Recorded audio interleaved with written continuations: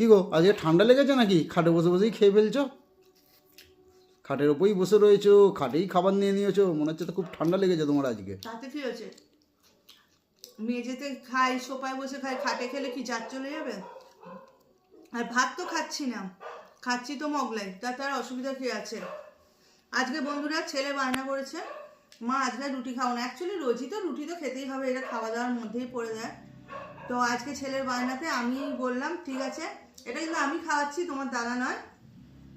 এই যে মোগলাই অর্ডার করেছিলাম, তো মোগলাই নিয়ে এসছে, সেই মোগলাই খাওয়া হচ্ছে আজকে। আমি কিন্তু বসে গেছি, তোমার দাদাকে অনেকবার ডেকেছি, তোমার দাদা এখনো আসেনি, আমার পক্ষে সম্ভব না।